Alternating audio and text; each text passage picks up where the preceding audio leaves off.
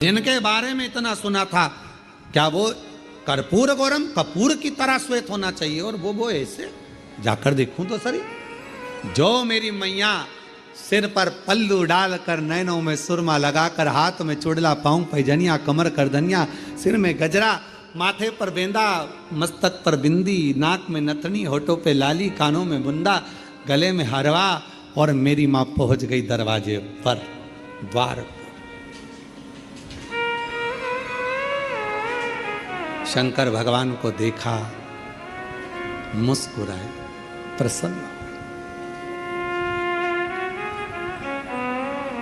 कुछ नहीं देखा पार्वती जी ने, कुछ भी नहीं, केवल एक ही चीज देखी, शिव जी का ऊपर राख कितनी ये नहीं, शंकर जी के तन पर कितने सांप बिच्छू ये नहीं, पार्वती जी ने केवल एक ही चीज देखी कि उनके मस्तक पर चंद्रमा है।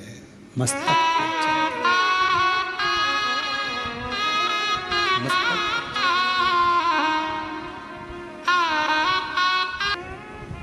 आसमान, मून लाइट, और मेरे भोले बाबा ब्रिलियंट हैं, सब कुछ भजन उन्होंने गाया है, स्मरण किसी ने गाया, ये भजन बड़ा सुंदर गाया। पार्वती मैया ने देखा, कुछ नहीं देखा मेरी जगत जननी मैया ने, केवल चंद्रमा देखा, केवल चंद्रमा,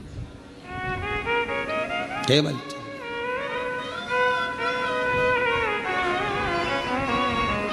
और चंद्रमा देखते से ही मेरी माँ जगत जननी जगदम्बा अम्बा निहारने लगी चंद्रमा को। चंद्रमा ने माँ अम्बा जगदम्बा को देखा, देखते से ही माँ अम्बा जगदम्बा समझ गई, घबराना नहीं, शांति रखना, सारा शरीर सांप बिच्छू राख और मुंडों से भर कर लाया हूं, और आखिरी में चंद्रमा साथ लाया हूं। चंद्रमा सीख देता है कि शांति रखो, चंद्रमा सीख देता है कि थोड़ा मौन रहो, चंद्रमा सीख देता है कि थोड़ा हृदय को ठंडा रखना, चंद्रमा सीख देता है क्रोध मत करना, इतनी जल्दी डामाडोल मत हो जाना, मन को विचलित मत कर लेना, चंद्रमा सीख देता है कि स्थिरता रखना। विघ्न आया है, कटेगा, चंद्रमा स्थिरता दे रहा, शांति दे रहा, मौन दे रहा। और माँ ने हाथ जोड़ लिए बाबा भोलेनाथ जी के, चंद्रमा को देखा और देखकर कहा, चंद्र आप शिव जी को लेकर आए हो यहाँ, जितनी शीतलता मेरे शिव जी में है उतनी शीतलता मुझ में देना, शांति जितनी शिव में है उतनी शांति मुझे देना, धैर्य मुझे देना, विश्वास मुझे देना कि मैं डिगू ना। भीतर प्रवेश हुआ बारात का। पार्वती जी ने हाथ जोड़कर कहा, मैं बरमाला तो पहनाऊंगी, मना नहीं है, पर चंद्रमा को उतार दो, क्योंकि मैं आपको पहनाना चाहती हूं, चंद्रमा को थोड़ी। मैं आपकी अर्धांगिनी होंगी, चंद्रमा की थोड़ी। चंद्रमा नीचे उतरने लगे तो शिवजी से पूछा, मैं कहां जाऊं, कहां? पार्वती जी कहती हैं, जब मैं शंकर जी को माला पहनाऊं उस समय चंद्रमा मेरे मस्तक पर हो, और जिस समय पर शिव जी मुझे माला पहनाए तब चंद्रमा शिव के मस्तक पर हो। शिव के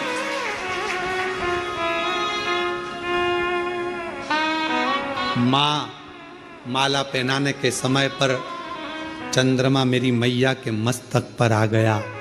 चंद्रमा को देखकर मेरी माता ने कहा, शीतलता देना, शांति देना, धैर्य देना, मौनता देना, और हृदय को संतोष देना। इसलिए आज भी माँ जगत जननी ने मस्तक पर जैसे ही चंद्रमा लिया, शिव जी के गले में माला पहनाई, माला पहनाते से ही शंकर भगवान कहते हैं, हे चंद्र घंटा, हे चंद्र घंटा, हे चंद्र घंटा, तेरी शीतलता, तेरी शांति, तेरा हृदय की आनंदता आज मुझे सुख दे गई। पार्वती, सारा नगर मुझे देखकर हाय हाय कर रहा था, घबरा रहा था, पर तू नहीं घबराई। पार्वती जी कहती हैं जब आप मस्तक पर चंद्रमा लेकर आए तो मुझे समझ में आ गया कि आप मुझे प्रेरणा दे रहे हैं कि शांति रखना, संकट आया है कटेगा, चिंता मत करना, ये भयंकर रूप भी मेरा टल जाएगा और मैं कर्पूर गौरम। बोल चंद्र घंटा माता की। चंद्र घंटा माता की 9 देवियों में एक देवी की आराधना चंद्र घंटा के रूप में होती है। क्यों होती है? कि घर में शांति रखो, मन में शांति रखो, थोड़ा संकट आया है टलेगा। कितना बड़ा संकट था, शिव जी का इतना विकराल रूप था, लोग घबरा रहे थे, डर रहे थे, पर शिव जी ने चंद्रमा को रखकर शीतलता दी थी कि जो समझ गया मेरे रूप को वो फिर भटका नहीं। देवाधिदेव महादेव भगवान शिव ओगरदानी त्रिकालदर्शी कैलाशी अविनाशी भगवान शंकर की पवित्र कथा कह रही है। शिव महापुराण की कथा वर्णन कर रही है। माता ने शिवजी के मस्तक के चंद्र को अपने मस्तक पर लिया और बाबा जिस समय पर माँ को माला पहनाने लगे जयमाला, तो बाबा ने फिर चंदा को अपने मस्तक पर लिया। चंद्र घंटा माता का स्मरण शांति देता, धैर्य देता, विश्वास देता।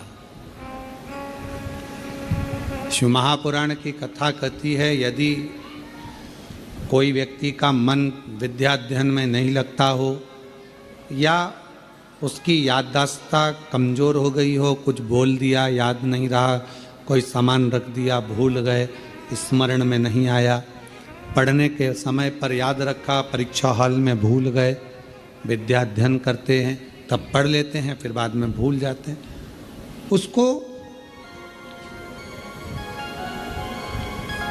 सोमवार के दिन लाल पुष्प,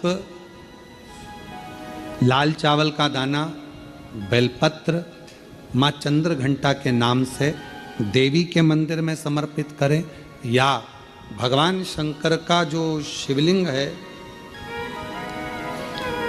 तो जो जलाधारी है नीचे का ये शिवलिंग, ये जो जलाधारी है, इस जलाधारी में इस स्थान पर पानी अगर यहाँ बह रहा है तो इस स्थान पर वो लाल पुष्प, वो बेलपत्र, वो लाल चावल का दाना अवश्य समर्पित करना चाहिए। और शिव जी को 1 लोटा जल या माँ आद्य शक्ति जगत जननी शीतला माता को चंद्र घंटा के नाम से जल समर्पित करना। उस जल का प्रोक्षण अपने ऊपर करें। भगवान शंकर को अगर जल चढ़ाया है चंद्र घंटा, बच्चे का विवेक बुद्धि प्रबल हो गए।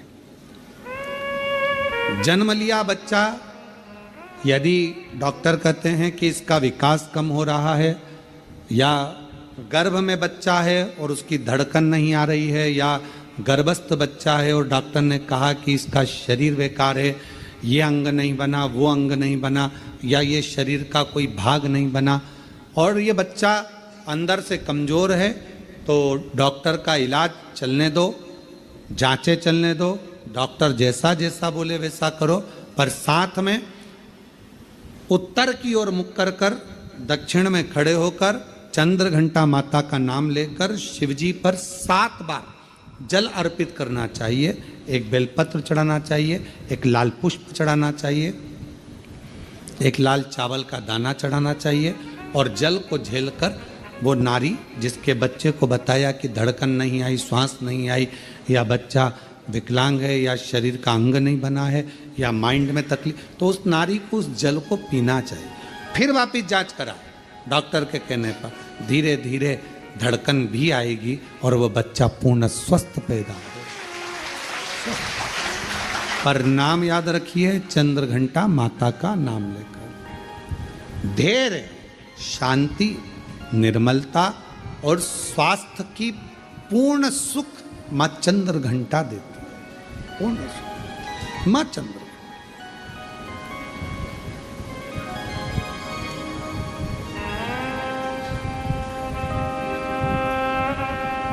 शिव जी कितना विशाल रूप रखकर आए थे, विकराल रूप रखकर आए थे, पर मां स्थिर रही। पार्वती मैया की माता मैनावती थोड़ी डोली, थोड़ा उनको लगा, हिमालय राज्य को लगा, जितने रिश्तेदार थे, देवता थे, सबको लगा, पर मां को नहीं लगा, क्योंकि मां ने वो चंद्र देख लिया। वो चंद्र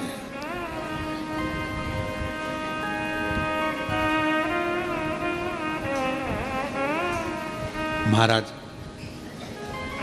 फिर मेरे भोले बाबा ने, मेरे शंकर भगवान ने, फिर मेरे शंभु ने, त्रिकालदर्शी, कैलाशी, अविनाशी भगवान शंकर ने बाद में जब देख लिया कि ये शिव जी ने जान लिया कि अब पार्वती भय नहीं खा रही हैं, शांत हैं, निर्मल हैं, तब शिव जी ने फिर आखिरी में अपने बागंबर में से पटका लेकर अपने सिर पर बांधा, फिर बांधा।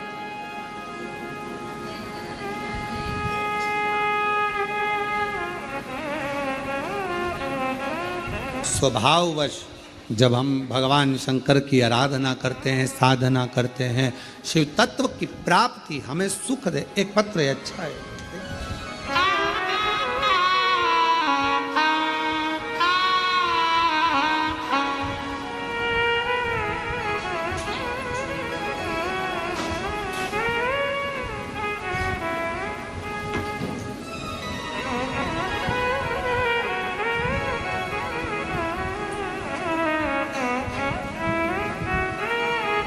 नरद्दी बाई स्थान होगा कुबरेश्वर धाम, जहाँ पर जिन तुमरुका जी ने ईसर गोरा शंकर पार्वती को शिव पुराण की कथा सुनाई थी, ऐसा तुमरुका कॉरिडोर पूरे विश्व में पहला सीहोर में बन रहा है।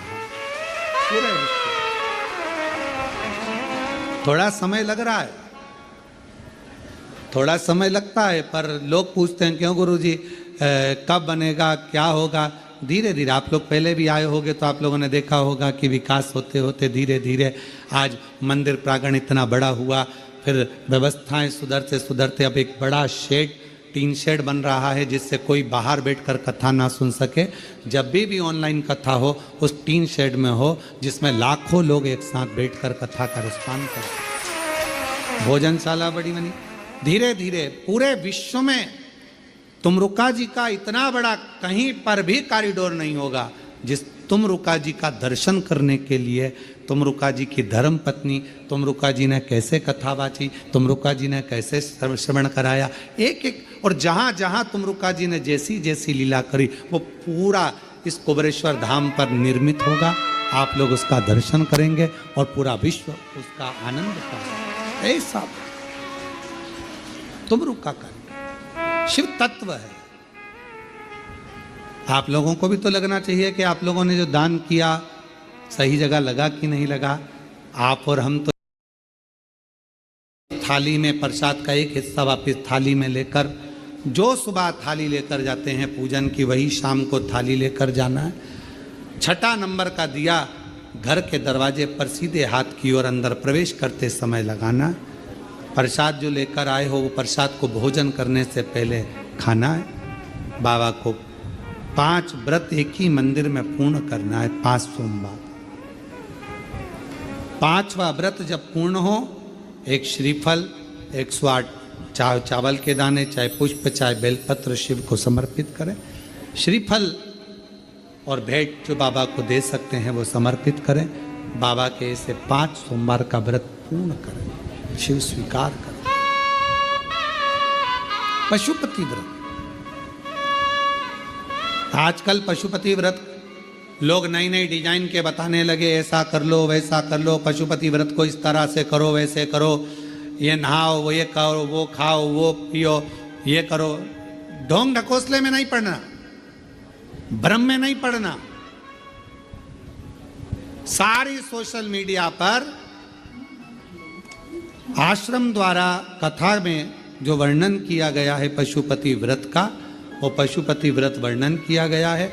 उस व्रत को उस विधान से करो, उस अनुसार करो और दिल से श्रवण करो। आगे वर्णन आया तुमरुका जी को चंचुला देवी जो कथा श्रवण कर रही हैं बिंदु के मोक्ष हेतु बाबा प्रथम सोमनाथ जी का वर्णन 12 ज्योतिर्लिंग में करते हैं। काया के रोग से चंद्र को मुक्त करते हैं। फिर वर्णन आता है श्री शैलम पर जाकर मेरे बाबा माँ जगत जननी कार्तिकेय बाबा को मनाती हैं और बाबा मल्लिकार्जुन के रूप में विराजमान होते हैं। दूषण नाम के राक्षस का संहार कर कर बाबा महाकाल के रूप में विराजमान होते हैं। विंध्य पर्वत के तप करने पर बाबा ओम के नाद के रूप में ओमकारेश्वर रूप में विराजमान होते हैं। अगला वर्णन आता है नर नारायण के तप बल पर बाबा केदारेश्वर बन जाते हैं। कुंभकर्ण के बेटे भीम का संहार कर कर बाबा भीमा शंकर बन जाते हैं और मनु शत्रुपा के तप करने पर बाबा विश्वनाथ बनकर विराजमान हो जाते हैं। आगे वर्णन आया गौतम बाबा पर गौ हत्या का दोष लगा, उस दोष से मुक्त करे तो बाबा ब्रह्मा विष्णु महेश लिंग रूप में पूजाते हैं और त्र्यंबक के रूप में विराजमान हो जाते हैं। रावण के लिए बाबा वैद्यनाथ बन जाते हैं। दारुक नाम के राक्षस का संहार करने के लिए बाबा नागेश्वर बन जाते हैं। राम जी शिव जी के पार्थिव लिंग का पूजन कर उसको स्थापित कर देते हैं तो रामेश्वर बन जाते हैं। रामेश्वर कितने ज्योतिर्लिंग हैं जो पार्थिव पूजन से निर्मित हुए।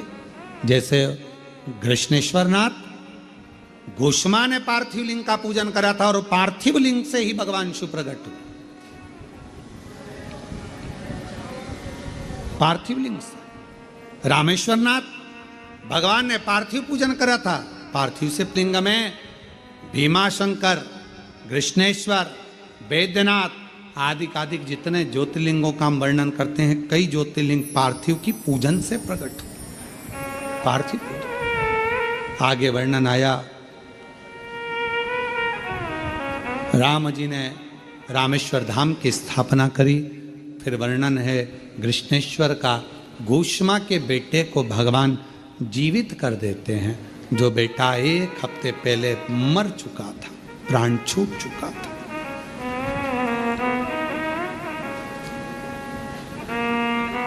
सुधर्म नाम के ब्राह्मण की धर्मपत्नी गोष्मा सुदेहा ने बेटे के टुकड़े टुकड़े कर कर तालाब में डाल दिए थे, सरोवर में डाल दिए थे, कुंड में डाल दिए थे। और गोष्मा पार्थिव लिंग का पूजन कर कर जाकर उसको विसर्जन करने के लिए पहुंची थी। विसर्जन कर और वो शिवलिंग वहां प्रकट हो गया और गोष्मा के बेटे को बाबा ने जीवित कर दिया। कृष्णेश्वर नाथ। ऐसे 12 ज्योतिर्लिंग का स्मरण भगवान देवाधिदेव महादेव की यह पवित्र कथा आज भाव के साथ में, आनंद के साथ में विराम की ओर जा रही है। शिव और शक्ति का यह अनूठा संगम जो भगवान देवाधिदेव महादेव की कृपा से, भगवान शंकर की करुणा से, दया से 12 ज्योतिर्लिंग के मध्य बिंदु कुबेरेश्वर धाम पर जो चल रही थी, ये पवित्र कथा आज विराम की ओर जा रही है, जिसमें मुख्य यजमान के रूप में स्वर्गीय श्री संजय कुमार जी की स्मृति में श्रीमती शीतल पटेल जी द्वारा भिलाई छत्तीसगढ़ से इस कथा को मुख्य यजमान पद ग्रहण कर आयोजित किया गया। और प्रतिदिन श्री प्रदीप जी बंसल जी, ममता बंसल